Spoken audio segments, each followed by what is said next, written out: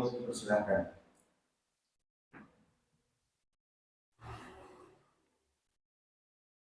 Bismillahirrahmanirrahim.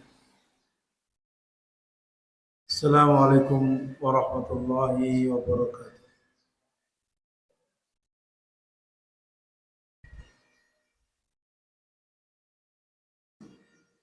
Innal hamdalillah nahmaduhu wa nasta'inuhu wa nastaghfiruh wa na'udzu billahi min shururi anfusina wa sayyiati a'malina. Man yahdihillahu fala mudilla lahu wa man yudlil fala hadiya lahu. Wa asyhadu an la ilaha illallah wahdahu la syarika lahu wa asyhadu anna Muhammadan abduhu wa rasuluh. Allahumma salli ala Muhammad wa ala alihi wa sahbihi wa man tabi'ahum bi ihsanin ila yaumiddin, amma ba'd.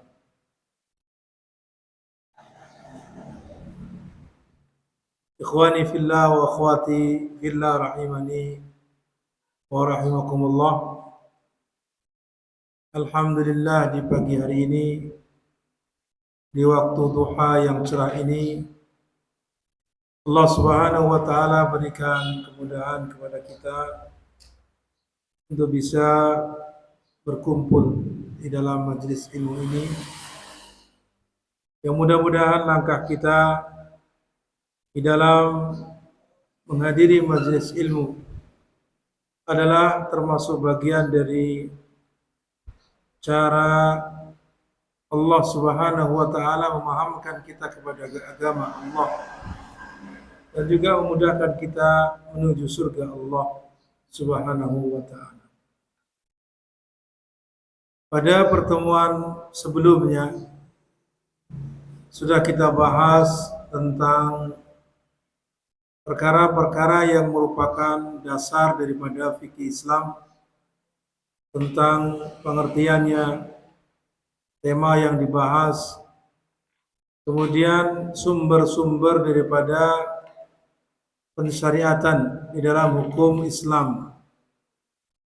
Kemudian sekilas tentang perjalanan perkembangan daripada fikih sejak zaman Nabi Sallallahu Alaihi Wasallam hingga sekarang ini, yang itu sudah kita sampaikan pada pertemuan sebelumnya. Adapun sekarang insyaallah taala kita akan belajar tentang fikih itu sendiri, yang mana cakupan daripada pembahasan ilmu fikih.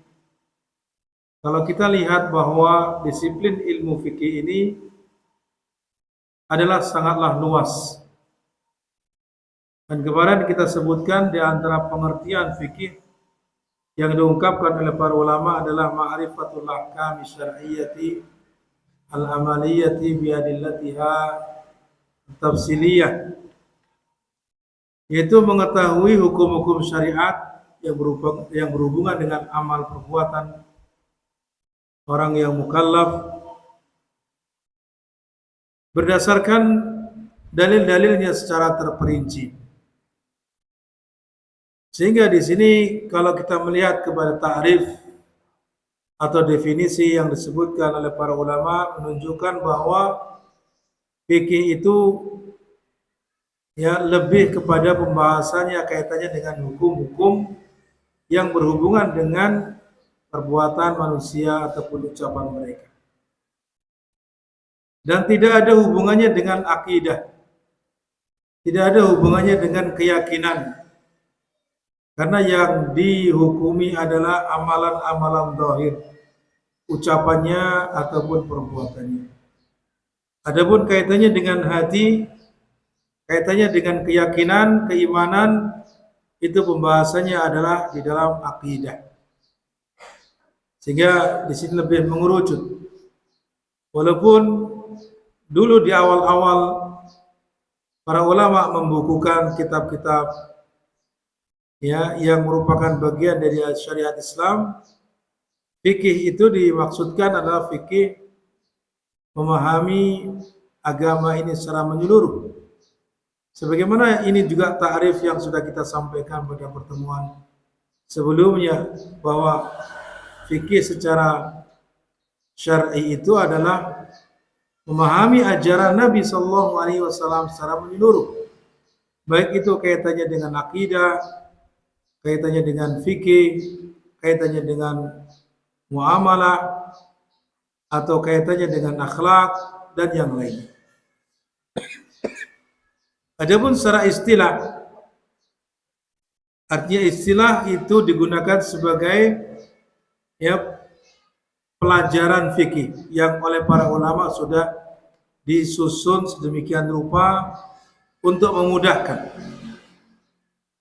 memudahkan kita memahami ajaran Islam ini.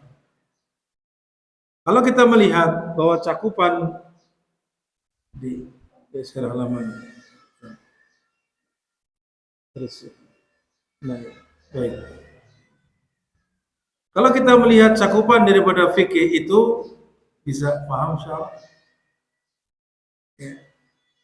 Cakupan dari fikih itu berbagai macam cabangnya. Ada di sana fikih yang hubungannya dengan ibadah. Maksudnya di sini ibadah di sini adalah ibadah yang mahdhah. Seperti sholat, zakat, puasa, haji, ya, itu adalah bagian dari pembahasannya pada poin ibadah. Kemudian di sana ada pembagian fikih atau cabang dari fikih yang kita juga butuh mengetahuinya adalah kaitannya dengan muamalah. Ya, kaitannya dengan muamalah ini banyak hal. Dan ini sangat penting sekali karena hampir setiap hari akan bermuamalah. Ya, setiap hari kita bermuamalah. Barangkali antum di antara antum hari ini ketika berangkat sudah melakukan transaksi jual beli. Berarti itu muamalah. Ya, transaksi jual beli. Sekarang kita duduk di dalam masjid. Ini adalah dalam rangka menggunakan salah satu wakaf di antara wakaf-wakaf kaum muslimin. Wakaf itu bagian dari muamalah. Dan seterusnya. Maka hampir setiap kita sangat membutuhkan pembahasan kaitannya dengan muamalah. Dan pembahasan muamalah ini banyak sekali, seperti jual beli, sewa menyewa, pinjam meminjam, hutang piutang, ya. Kemudian lagi ada akad yang bersifat lazim atau tidak lazim, akad yang mengikat atau tidak mengikat maksudnya. Kemudian juga yang berhubungan dengan gadai. Kemudian ada di sana jaminan atau rahan dan seterusnya. Nah, itu semua bahasanya ada hubungannya dengan muamalah. Termasuk dalam hal ini adalah warisan. Ya, walaupun para ulama menyendirikan pembahasan warisan itu disendirikan daripada bab muamalah. Kemudian yang selanjutnya bahasanya adalah ijtima. Ijtima itu lebih kepada kaitannya dengan pernikahan, munakahat. Nah, ini juga membahas banyak. Ada syarat-syarat nikah, ada rukun-rukun nikah, ada juga perkara-perkara yang perlu dihindari ketika melakukan pernikahan. Kemudian nanti kaitannya dengan hadonah atau perawatan, kaitannya dengan nafkah yang harus ditunaikan, hak-hak suami, demikian pula hak-hak istri, dan seterusnya. Itu dibahas kaitannya dengan pembahasan yang ketiga dalam cabang fikih, sebagai mengungkapkan dengan munakahat atau ijtima. Kemudian yang berikutnya adalah firaq. Firaq itu lebih kepada perceraian. Ya, di sini dibahas masalah perceraian, ada khulu, ada ya sarahan, artinya dipisah tanpa fasakh, tanpa diistilahkan dengan cerai dan seterusnya. Kemudian ada yang disebut dengan li'an, pembahasannya di sini dihar, itu firaq. Ini dua hal ini kaitannya dengan masalah hubungan dengan kekeluargaan atau yang sering disebut dengan fiqhul usrah. Apa? Fikih keluarga. Nah, ini sangat penting sekali, apalagi antum di masa-masa umur-umur ya aliyah atau SMA seperti ini, itu sangat membutuhkan sekali perkara-perkara seperti ini. Karena tentunya nantinya akan digunakan dalam kehidupan antum selanjutnya. Ya, ternyata pelajaran fikih itu sangat luas sekali. Sehingga apa? Ini butuh berlevel-level. Level pertama mengisahkan kaitannya dengan ibadah. Ya, butuh beberapa pertemuan kaitannya dengan ibadah. Kemudian kaitannya dengan muamalah. Setelah itu kaitannya dengan masalah fikul usrah. Kalau mungkin masalah jinayat, ma'asi, hukum ini kalau ingin belajar ya kaitannya dengan kehakiman. Nah, itu mungkin. Nanti kaitannya dengan jinayat. Jinayat itu ya mungkin kalau bahasa kita kaitannya dengan hukum-hukum perdata, hukum-hukum pidana. Ya, kemudian ma'asi itu kaitannya dengan apa sih konsekuensi perbuatan-perbuatan dosa besar yang dilakukan seperti berzina, kemudian membunuh, mencuri dan seterusnya. Kemudian al-hukum ini lebih kepada hudud, yaitu hukuman-hukuman yang dirinci dalam syariat Islam yang kaitannya dengan pelanggaran-pelanggaran yang terjadi, baik itu tindak pidana ataupun tindak perdata. Kemudian al-at'imah, makanan. Ini juga sangat penting sekali untuk dibahas, ya, untuk diketahui. Karena apa? Kita tidak tahu ini makanan ini halal atau haram kecuali setelah kita mempelajarinya, mengetahuinya, apakah makanan ini halal atau haram. Nah, untuk mengetahui itu tentunya di sana ada kaidah-kaidah mana makanan yang halal dan mana makanan yang diharamkan.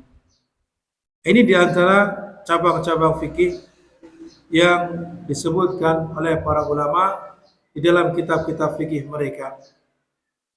Sehingga tentunya apa? Tentunya ini membutuhkan kepada waktu untuk belajar. Ya, walaupun kita belajar tidak secara mendetail, paling tidak kita mengenali secara umum perkara-perkara yang terpenting untuk kita pahami. Terutama kaitannya dengan ibadah, muamalah. Kalau kaitannya dengan kekeluargaan berarti fikul usrah. Ya, kemudian yang keempat kaitannya dengan masalah hubungannya dengan makanan. Nah, itu barangkali 4 cabang fikih yang sangat mendesak untuk diketahui. Baiklah, untuk selanjutnya yang pertama, pembahasan fikih yang akan dibahas adalah kaitannya dengan fikul ibadah. Ya, fikul ibadah. Di mana fikul ibadah ini mencakup lebih banyak kepada yang ada dalam rukun Islam. Ya, karena itulah yang disebutkan oleh para ulama ibadah sebagai ibadah mahdhah, ibadah yang betul-betul ya harus ditunaikan, yang merupakan kewajiban. Yang masuk ke dalamnya sholat, kemudian zakat, saum atau puasa, manasik haji ataupun umrah, termasuk juga jihad fisabilillah. Ternyata jihad itu juga ada aturannya. Tidak asal seseorang itu berangkat jihad membawa pedang dan seterusnya. Akan tapi ada aturannya, ada fikihnya, ada aturan-aturan sehingga seorang itu tidak melanggar ya apa yang disyariatkan di dalam Islam. Demikian. Ini kaitannya dengan fikih ibadah lebih kepada 5 poin tersebut. Termasuk tadi nanti pembahasan sholat itu banyak sekali. Ada salat wajib, ada salat fardu, ada salat jamaah, ada salat Jumat, ya, dan seterusnya. Pembahasannya sangat sangat rinci sekali dalam fikih-fikih para ulama. Pertama, kaitannya dengan sholat. Kita masuk langsung kepada pembahasan masalah sholat. Ya.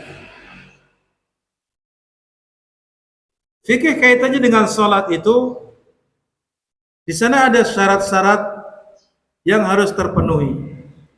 Sehingga sholat di situ ada syarat, ada rukun, ada wajib-wajib sholat, ada sunnah-sunnah sholat, ada perkara-perkara yang mubah untuk dilakukan ketika sholat, ada juga perkara-perkara yang makruh, ada juga perkara-perkara yang diharamkan sehingga menjadikan sholatnya menjadi batal kalau dilakukan. Kemudian macam-macam sholat, dan selanjutnya adalah kaitannya dengan kesalahan-kesalahan dalam sholat. Ini pembahasan sholat yang perlu dibahas seputar itu. Itu apa? Syarat-syaratnya, rukun-rukunnya, kewajiban-kewajiban. Bagaimana kita tahu ini syarat, ini rukun, ini wajib, ini sunnah? Ya tentunya dengan belajar. Apa sih faedahnya kita bisa apa? Bisa membedakan ini rukun, ini syarat, ini wajib. Itu nanti kaitannya dengan masalah kalau seseorang itu meninggalkan rukun misalkan. Seseorang itu meninggalkan syarat dengan sengaja. Ya, apakah berbeda dengan seorang itu ketika meninggalkan ya sunnah? Tentunya di sini ada perbedaan. Seorang meninggalkan rukun, baik itu dia disengaja atau tidak sengaja, karena tahu atau tidak tahu hukumnya, maka sholatnya tetap batal. Itu kalau rukun. Contohnya apa? Contohnya takbiratul ihram. Takbiratul ihram dalam sholat itu termasuk rukun di dalam sholat. Kalau seseorang itu tidak melaksanakan takbiratul ihram ketika sholatnya, ya dia sama halnya tidak sholat. Entah itu melakukannya karena lupa atau sengaja atau karena tidak tahu hukumnya, ya, atau yang lainnya, maka tetap saja dia dikatakan belum sholat walaupun sudah ikut berjamaah, ikut jamaah. Tapi tidak takbiratul ihram, tahu-tahu ruku, kemudian berdiri, ikut sujud, ikut duduk di antara dua sujud, ikut imam. Tapi tadi di awal tidak ada niat, tidak ada takbiratul ihram. Ya ini sama saja tidak sah. Nah, itu kalau kita mengetahui hukum bagian dari apa? Sholat-sholat tersebut. Apakah ini termasuk rukun atau syarat atau yang lain? Kemudian yang selanjutnya, bagian dari sholat adalah tadi ya tentang syarat-syarat daripada sholat. Para ulama membagi ya syarat-syarat daripada sholat itu ada dua bagian. Ada syarat wajib, ada syarat sahnya sholat. Ada syarat apa? Syarat wajib, harus melaksanakan sholat, tapi dia tidak wajib kalau belum memenuhi syarat. Sehingga di sini disebut sebagai syarat wajib sholat. Ya, para ulama menyebutkan ada 3. Ini disebutkan di sini. Syarat wajib sholat itu ada 3. Yang pertama muslim. Yang kedua berakal. Dan yang ketiga balik. Muslim, akil, balik. Ya. Seseorang yang sholat tapi dia bukan muslim, maka tentunya sholatnya tidak sah.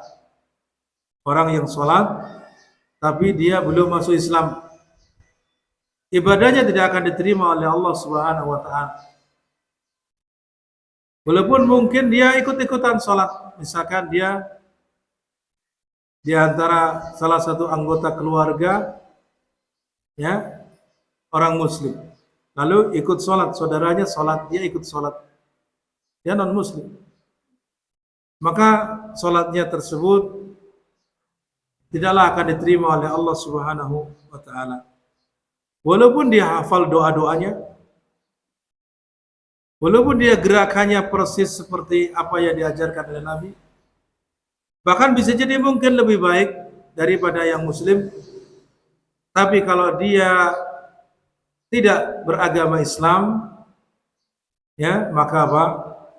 Salatnya tidak akan pernah diterima oleh Allah Subhanahu wa taala. Ini syarat yang pertama sebagai syarat wajib. Berarti kalau muslim ya wajib salat. Kalau tidak muslim, ya, dia tidak wajib salat. Tapi dia mendapatkan hukuman secara umum bahwasanya dia tidak mentaati perintah Allah kepada makhluk. Kemudian yang berikutnya, syarat wajib salat itu adalah akil, berakal. Orang yang tidak berakal maka tidaklah sah salatnya, tidak pula wajib. Ya.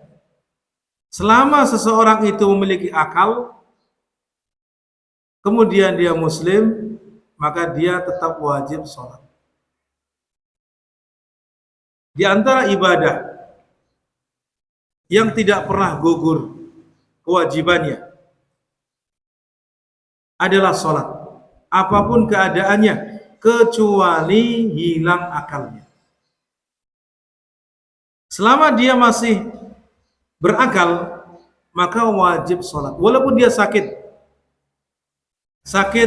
terbaring di rumah sakit, lama tidak bisa bangun, tapi ketika akalnya masih berfungsi, masih sadar, masih tahu mana baik mana buruk, waktu-waktu sholat juga masih ingat, maka yang seperti ini dia tetap wajib sholat. Ya, walaupun nanti tentunya tata cara sholatnya barangkali tentunya diberikan keringanan sesuai kemampuannya. Kalau dia tidak bisa berdiri, maka boleh dengan duduk. Kalau tidak bisa duduk, maka boleh dengan berbaring dan seterusnya. Itu keringanan. Ya, itu syarat sah, syarat wajib yang kedua yaitu berakal. Di mana seseorang itu apa? Seseorang itu kalau tidak berakal berarti tidak sah sholatnya atau tidak wajib sholat. Kemudian kalau hilang akal dalam jangka tertentu, misalkan mabuk atau pingsan atau ya tertidur, maka yang seperti ini dia harus mengqadha apa yang telah dia tinggalkan sesuai kemampuannya. Dan yang dia ingat, kalau misalkan yang dia tinggalkan sehari semalam, maka dia qadha selama yang dia tinggalkan. Kalau dia misalkan pingsan selama 2 hari, maka sama. Selama 2 hari itu dia qadha sesuai kemampuannya. Ya. Kalau misalkan sebulan, misalkan bagaimana? Sesuai yang dia mampu saja. Ya, dalam hal ini tidak memberatkan, harus mengqadha semuanya. Artinya yang dia ingat dan dia mampu. Baik, selanjutnya syarat yang ketiga adalah balik. Ini syarat wajib. Ya, kalau belum balik berarti belum wajib. Baliknya seorang laki-laki ditandai dengan 3 hal. Ya, baliknya seorang laki-laki itu ditandai dengan apa? 3 hal. Ini sudah tingkatnya SMA semua ya. Kelas 1, 2. Ada yang kelas 1? Insya Allah sudah balik semua kan? Ya. Apa tandanya? Tanda balik itu pertama adalah kalau dia itu sudah pernah mimpi basah. Pernah mimpi basah. Baik laki-laki atau perempuan, apakah bisa mimpi basah? Bisa jadi, bisa apa? Terjadi laki-laki atau perempuan. Maksudnya bagaimana? Mimpi basah itu mimpi ya bermesraan atau berhubungan badan dengan lawan jenis lalu keluar air maninya. Nah itu disebut mimpi basah. Kalau hanya sekedar barangkali dalam mimpi dia itu bermesraan, rangkulan atau ciuman, tapi tidak sampai keluar air mani, bagaimana? Maka ini belum dikatakan mimpi basah. Karena yang disebut mimpi basah adalah menjadikan dia keluar apa? Air mani. Nah, itu begitu. Kemudian yang kedua adalah tumbuh rambut di sekitar kemaluan. Ini tanda balik yang kedua. Ya, yaitu tumbuh rambut di sekitar kemaluan. Kalau belum pernah mimpi basah, tapi sudah mulai tumbuh rambut di sekitar kemaluan, berarti dia sudah balik. Ya. Adapun tanda yang ketiga yang disebutkan oleh para ulama adalah berumur 15 tahun. Genap 15 tahun bulan atau tahun Hijriah. Jadi ukurannya itu tahun Hijriah, bukan tahun Masehi. Jadi kita harus tahu bahwa kita lahir tahun secara Hijriah itu tahun seberapa, kemudian sampai sekarang sudah berapa tahun. Kalau sudah melebihi 15 tahun Hijriah, maka berarti sudah balik. Walaupun belum pernah mimpi basah, walaupun belum tumbuh rambut di sekitar kemaluan. Itu begitu tandanya. Adapun wanita, maka 3 tanda tadi ditambah tanda yang keempat, yaitu dengan keluarnya haid. Kalau dia sudah pernah mengalami haid, berarti sudah balik. Ya, sudah balik. Dan umur haid itu tidak bisa dipastikan. Secara rata-rata para ulama mengatakan umur 12 tahun. Akan tapi bisa ya sebelum itu, 10 tahun mungkin sudah bisa keluar, atau 9 tahun bahkan, ya, atau di atas itu. Para ulama menyebutkan sebelum 9 tahun sepertinya tidak pernah terjadi. Adapun 9 tahun ke atas maka itu ya pernah terjadi. Adapun yang rata-rata adalah pada umur 12-an tahun. Itu bagi wanita. Ditambah tanda 1. Nah, itu tanda-tanda balik yang harusnya kita perhatian. Ya, seharusnya kita perhatian terhadap hal tersebut. Kalau seseorang itu sudah balik, berarti konsekuensinya sekarang sudah berbeda. Karena dia sudah menghadapi kewajiban-kewajiban yang Allah wajibkan kepada hamba. Kalau dia melanggar, berarti dia berdosa. Ya, kalau belum balik, maka dia tidak berdosa. Nah, sekarang baru misalnya, wah kenapa dulu balik sholat juga? Kenapa? Kalaupun tidak sholat, tidak berdosa. Tidak demikian. Karena Nabi SAW mengajari supaya umur 7 tahun itu dilatih sholat. Berlatih sholat 7 tahun. Ya. Kemudian kalau 10 tahun dia tidak mau sholat, maka boleh dipukul.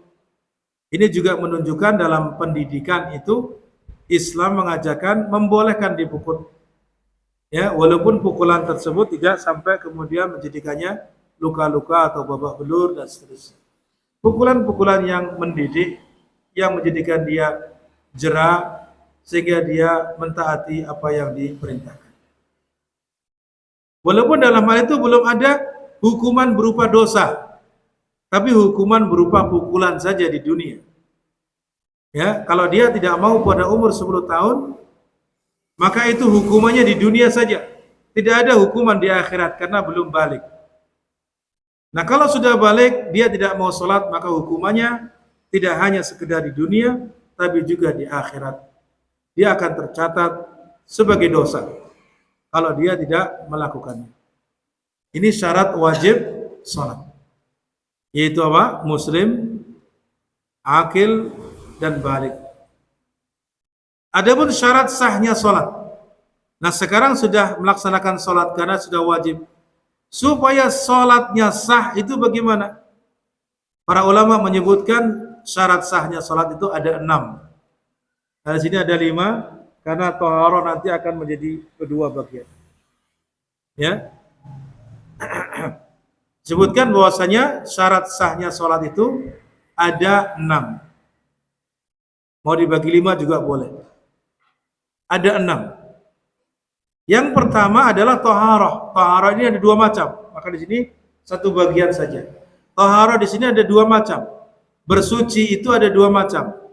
Bersuci dari hadas dan bersuci dari najis. Ya. Bersuci dari hadas bagaimana? Bersuci dari hadas besar dan hadas kecil. Bersuci dari hadas besar dan hadas kecil. Hadas besar contohnya apa? Hadas besar contohnya ya junub. Hadas besar contohnya haid. Hadas besar contohnya tadi kalau mimpi basah. Dan seterusnya, itu contoh hadas besar. Hubungan badan kalau suami istri. Maka ini bisa suci dengan cara mandi janabah atau mandi besar. Ya. Bahwa bersuci dari hadas besar itu adalah dengan cara mandi janabah atau mandi besar. Tergantung sebabnya. Adapun bersuci dari hadas kecil. Contoh apa hadas kecil itu? Hadas kecil itu ya seperti BAB, BAK. BAB walaupun namanya besar, tapi hadas kecil. Ya, buang air besar. Kan besar. Tapi tetap bagian ini adalah hadas kecil. Hadas kecil, BAK, buang air kecil, itu juga termasuk hadas kecil. Ya. Kemudian buang angin, itu juga termasuk hadas kecil. Ini contoh-contoh hadas kecil yang mana sucinya adalah dengan cara berwudu. Bersucinya dengan cara berwudu. Nah, ini nanti akan ada pembahasan kaitannya dengan masalah bersuci. Bersuci itu pembahasannya pertama wudu, kemudian yang kedua mandi besar. Adapun bersuci yang kedua adalah bersuci dari najis. Bersuci dari najis yang ada pada badan kita, ada pada pakaian kita, dan yang ketiga pada tempat yang kita gunakan untuk sholat. Ketiga hal inilah yang wajib dibersihkan dari najis ketika kita mau ibadah berupa sholat. Itu apa? Suci badannya dari najis, pakaiannya dan juga tempat yang dia gunakan untuk sholat. Maka pentingnya di sini menjaga tempat yang digunakan untuk sholat seperti masjid, dijaga jangan sampai terkena najis. Atau di rumah, kalau misalkan di rumah ada musola kecil untuk bermunajat kepada Allah ketika di malam hari, ya itu juga hendaknya dibersihkan. Jangan sampai kemudian terkena najis. Nah ini apa syarat yang kedua, bersuci dari najis. Kemudian yang ketiga, syarat yang ketiga adalah apa tadi? Ulang itu tadi. Nah, sebelumnya. Nah, syarat yang ketiga adalah satrul aurah, menutup aurat. Ya, menutup aurat atau sama saja. Menutup aurat. Aurat laki-laki itu secara hukum aurat laki-laki itu adalah dari pusat sampai lutut. Itu secara hukum yang wajib ditutupi ketika sholat. Dari apa? Pusat sampai lutut. Walaupun nanti secara adab di dalam menghadap Allah Subhanahu wa taala harus menggunakan yang terbaik. Sehingga Allah taala berfirman, "Khudhu zinatakum inda kulli masjid." Khudhu, ambillah zinatakum, perhiasan kalian. Maksudnya apa? Apakah perhiasan semua yang di rumah dibawa ke masjid? Bukan itu maksudnya. Maksudnya adalah ketika kita mau berangkat menuju masjid untuk sholat, kita pakai pakaian yang terbaik. Yang sekiranya kita memakai pakaian tersebut adalah sebagai hiasan bagi tubuh kita. Ya, pakaian itu pakaian yang menghiasi tubuh kita. Adapun pakaian yang wajib tadi yang menutupi pusat dan lutut. Tapi kalau kita menghadap Allah, melaksanakan sholat, maka hendaknya betul-betul pakaian itu pakaian yang menghiasi kita. Nah, itu demikian. Walaupun secara hukum tadi boleh kalau misalkan seorang tidak ada pakaian sama sekali, hanya menutupi antara pusat sampai lutut, maka itu sah sholatnya. Seperti orang yang sedang umroh misalkan, atau sedang haji.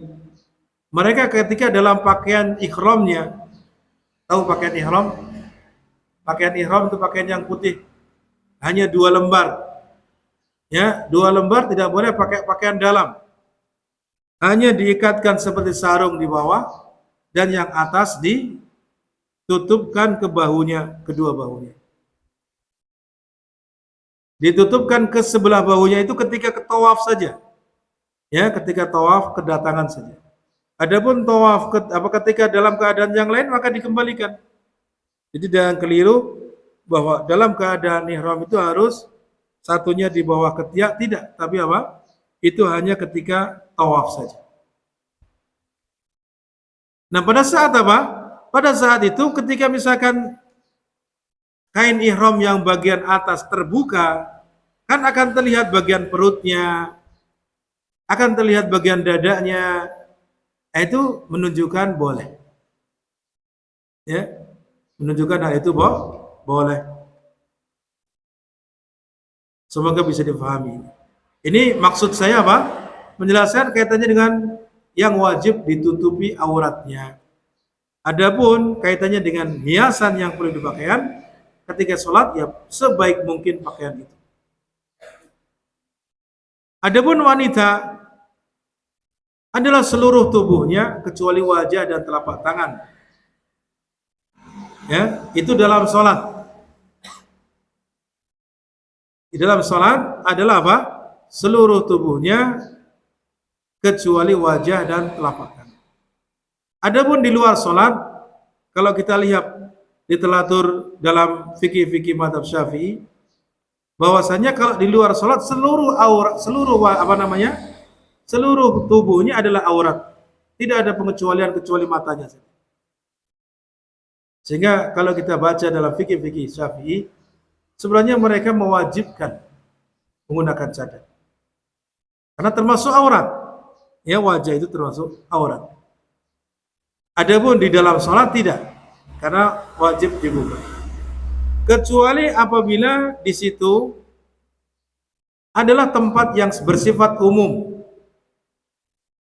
Misalkan seperti di masjid-masjid yang terbuka, di terminal, atau di tempat pariwisata yang tidak ada pembatas seperti ini misalkan. Ya, terbuka. Maka dalam hal ini para ulama membolehkan kalau dia menutupi wajahnya. Ya, kalau dia terbiasa menggunakan cadar, lalu khawatir ketika dia sholat akan terlihat oleh laki-laki yang tidak atau bukan mahramnya, maka dalam hal itu diberikan keringanan untuk menutupi wajahnya. Itu demikian. Adapun kalau di tempat yang tertutup, maka dalam hal ini wajib membuka wajah.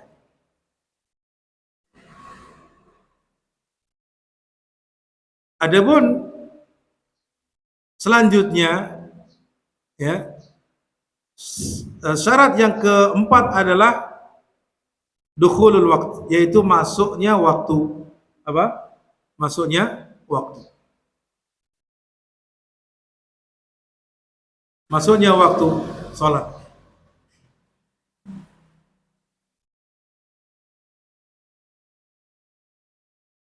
Kemudian yang berikutnya adalah menghadap kiblat, dan yang keenam adalah niat.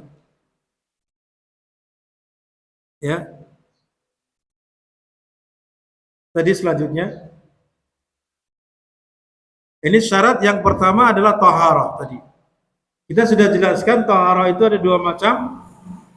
Bersuci dari hadas dan bersuci dari apa? Bersuci dari najis. Nah, lanjutkan. Adapun bersuci dari hadas, ya, bersuci dari hadas. Di sini dijelaskan antara orang yang melakukannya dan alat yang digunakan. Orang yang melakukannya ya harus muslim, berakal, kemudian dia itu mumayyiz, tidak harus balik. Karena orang yang mumayyiz, anak kecil yang sudah mumayyiz itu para ulama menjelaskan pada umumnya umur 7 tahun mulai. Ya. Dan dia mampu berniat. Karena taharah bersuci itu ibadah yang membutuhkan niat. Sehingga di sini orang yang bersuci dari hadas kecil itu dibutuhkan 4 syarat, yaitu dia muslim, kecuali satu masalah. Satu masalah ini Allahu a'lam bishawab, barangkali kalau dia itu statusnya adalah sebagai ahli kitab yang menjadi istri muslim. Ya. Yang mana kalau dia bersuci, kan sama saja dia bukan muslim. Lalu apakah kalau dia berhubungan badan lalu tidak mandi janabah? Kan begitu pertanyaannya. Nah, maka tetap sini dia harus mandi janabah. Walaupun dia bukan muslim. Bukan muslimah. Nah, dalam hal ini orang yang bersuci itu harus muslim, berakal, mampu meniatkan apa yang dia niatkan, yaitu bersuci tadi, dan sudah mumayyiz. Dan rata-rata kalau yang sudah mumayyiz insya Allah bisa niat. Alat yang digunakan untuk bersuci itu asalnya adalah air, alma. Baik itu untuk bersuci dari hadas besar atau hadas kecil. Alatnya adalah menggunakan air. Air apa? Air yang suci dan mensucikan. Air yang suci dan mensucikan itu adalah air yang turun dari langit, air hujan, air salju, air es, atau yang keluar dari muka bumi, dari mata air, dari sumur, yang mengalir di sungai, di lautan. Itu semuanya air yang bisa digunakan untuk bersuci. Istilahkan air itu adalah air yang suci mensucikan atau tahur. Nah, nanti ada air yang tidak bisa digunakan untuk bersuci kalau tercampuri oleh najis.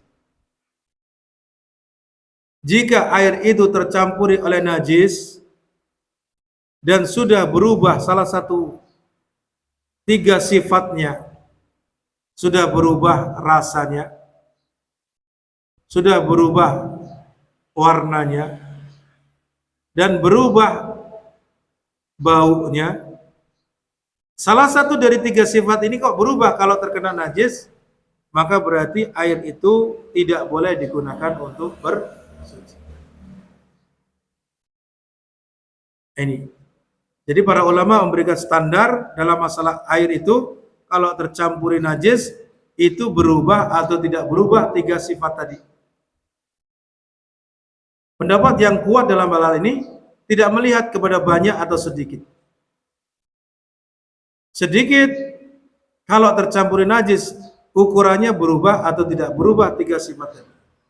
Banyak kalau tercampur najis juga sama, kira-kira berubah atau tidak berubah salah satu dari 3 sifat tersebut. Jika berubah, maka apa? Tidak boleh digunakan untuk bersuci. Adapun jika tidak mendapati air, fa illam tajidu ma'an fatayammamu sa'idan thayyiban. Jika kalian tidak mendapati air, tidak mendapati di sini bisa karena memang tidak ada air. Ada air tapi harus beli dan dia tidak mampu membeli. Ada air tapi tidak bisa menggunakannya. Misalkan dia di kerangkeng, tidak ada yang bantu, di penjara, diikat. Di sebelah ada air tapi dia tidak mampu mencapainya. Atau orang yang sakit di atas pembaringan, tidak ada yang membantu mendatangkan air tersebut, padahal tidak ada masalah dia terkena air. Maka yang seperti ini dia boleh melangkah kepada atau mencari gantinya, yaitu dengan sa'idan thayyiban, tanah yang suci atau debu yang suci,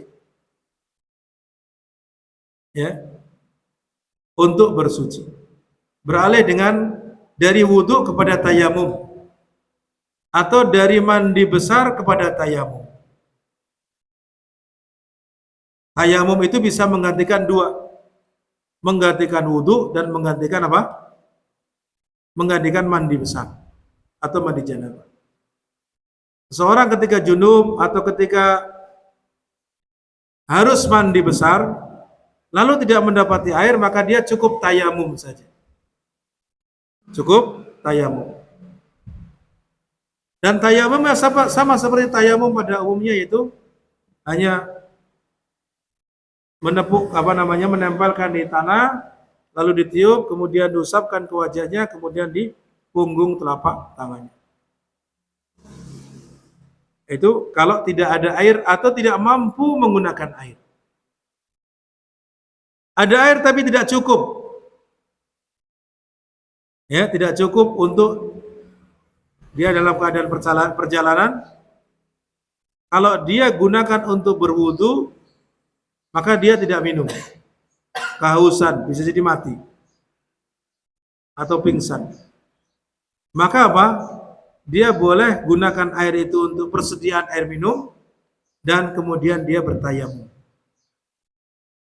Nah, ini keadaan-keadaan di mana seorang itu tidak mampu menggunakan air atau tidak ada air, lalu boleh berganti dari air kepada tayamum. Itu demikian. Jadi alat yang digunakan adalah air, kemudian kalau tidak ada menggunakan tanah atau debu. Baik. Di sini jelaskan ada taharah sughra kubra, maksudnya apa? Bersuci dari hadas kecil dan bersuci dari hadas besar. Kemudian nakid, pembatal hadas kecil dan pembatal hadas besar. Baik, selanjutnya. Ya. Tadi kita jelaskan bahwasanya air itu ada yang suci mensucikan, dan yang kedua adalah ada air yang najis. Air suci mensucikan itu asal air yang saya contohkan tadi adalah air yang turun dari langit berupa air hujan, air es, air salju, atau air yang keluar dari bumi berupa apa? Air sumur, air sumber, air mata air, atau air yang mengalir di sungai atau air laut. Ya, itu semua boleh digunakan untuk bersuci. Yang disebut dengan air tahur, ma tahur. Adapun yang berikutnya air yang najis, pembagian yang bawah, air yang najis. Ya. Beliau mengatakan bahwasanya air yang najis itu kalau sedikit lalu lakin najasa, bercampur dengan najis. Ya, kalau beliau berarti sini menjelaskan hanya sekedar bercampur dengan najis. Air itu jumlahnya sedikit, ukuran banyak, ukuran sedikit, ini juga terjadi perbincangan di kalangan para ulama. Ada yang mengatakan bahwasanya disebutkan dalam hadis bahwa ukuran banyak itu yang melebihi 2 kulah. Ukuran yang sedikit itu di bawah 2 kulah. Kalau 2 kulah itu seberapa? Ya, dijelaskan para ulama mengatakan 2 kulah itu kurang lebih antara 320 liter. Itu seberapa kira-kira? Kalau dibuat bak, ya, pernah melihat tandon yang seukuran 300-an? Ya, kalau bak-bak yang ada sekarang ini ukuran setengah meter kira-kira ada 300 liter? Tidak ada. Berarti itu sedikit. Nah, kalau berdasarkan apa yang disebutkan di sini, hanya sekedar tercampuri najis, maka itu sudah najis. Maka dalam hal ini Allah a'lam bishawab, yang rajih, yang kuat, seperti yang saya sampaikan tadi, bahwa standarnya adalah berubah atau tidak berubah. Ya, berubah atau tidak berubah. Maka kalau tadi hanya sekedar tercampuri kotoran cecak. Kotoran cecak itu najis tidak? Najis. Atau kotoran tikus, ada tikus lewat kemudian buang kotoran di situ. Terlihat dari bawahnya satu bak besar, tapi belum ada 300 liter. Belum ada 2 kulah. Ini air sebanyak ini dibuang. Kalau berdasarkan ini, air sebanyak itu harus dibuang karena najis. Hanya sekedar dicampuri oleh satu kotoran tikus. Ya. Nah, kalau standarnya adalah sebagaimana yang dirojikan oleh para ulama mutaakhirin, muhaqqiqin, Syekh Utsaimin, Syekh bin Baz dan seterusnya, bahwasanya ukurannya itu berubah atau tidak. Kalau tadi ukuran air sedikit jika tidak berubah terkena oleh kotoran satu kotoran saja, tidak berubah, warnanya tidak berubah, rasanya tidak berubah, baunya juga tidak berubah, maka itu tetap dikatakan air itu suci, mensucikan. Air itu dikatakan suci dan mensucikan. Ya, kecuali kalau air sedikit mungkin ukuran satu ember, ya, kemudian ada kotoran sedikit, walaupun tidak berubah, mungkin di sini bolehlah hati-hati. Bolehlah hati-hati. Itu begitu. Tapi kalau ukuran tadi sebanyak itu, maka Allahu a'lam bishawab, yang rajih kalau itu berubah atau tidak berubah. Nah, beliau kemudian mengatakan yang banyak, katsirun al-mutaghayyir binajasah.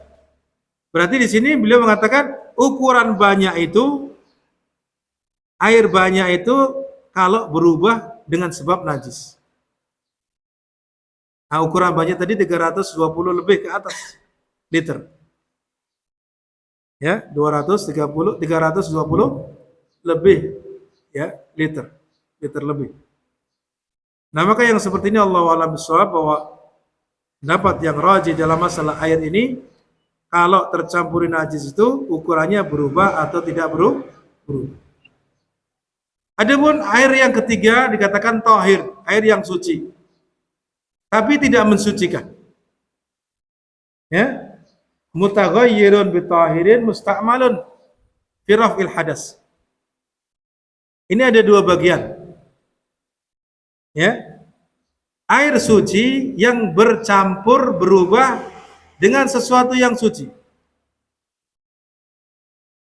Air dicampuri kopi. Airnya tetap suci atau tidak? Tetap suci. Berubah atau tidak? Berubah menjadi air kopi, ya kan? Air kopi ini asalnya air, tapi karena sudah berubah menjadi air kopi sehingga tidak bisa digunakan untuk berwudu. Tapi boleh diminum karena suci. Karena bercampur dengan air. Tapi kalau bercampurnya itu tidak merubah sifat air, tidak merubah sifat air, maka tetap saja boleh digunakan. Seperti air yang bercampur dengan kapur barus. Berubahnya menjadi wangi, maka ini tidak berpengaruh kepada sifat air. Dan itu ada contohnya di mana Nabi SAW merintahkan ketika memandikan putrinya yang meninggal dunia agar air itu dicampur dengan apa? Dengan kapur barus. Atau sedikit dari kapur barus. Atau dicampur dengan daun bidara. Nah, ini menunjukkan boleh air itu tetap digunakan untuk bersuci. Tapi kalau sudah berubah, yang perubahan itu menjadi dominan, seperti air kopi tadi, maka sudah tidak lagi bisa digunakan untuk bersuci. Tapi apa? Tapi air itu tetap suci walaupun tidak bisa digunakan untuk bersuci.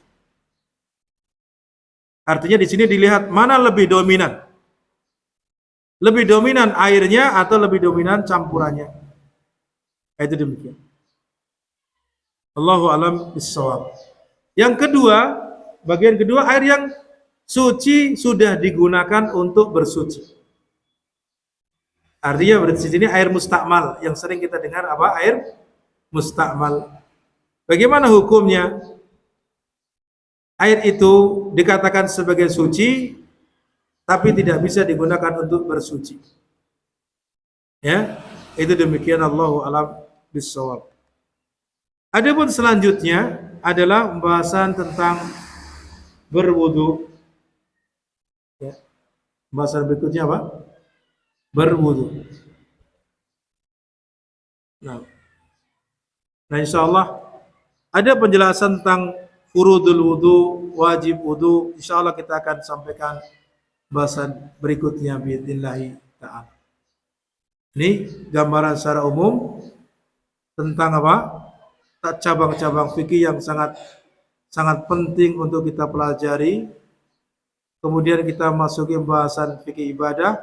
Pertama, kita sudah mengenal ya tentang syarat-syarat sahnya atau syarat-syarat salat, baik syarat wajib ataupun syarat sahnya salat, termasuk dalamnya adalah bersuci. Nah, demikian barangkali yang bisa kita sampaikan pada pertemuan ini.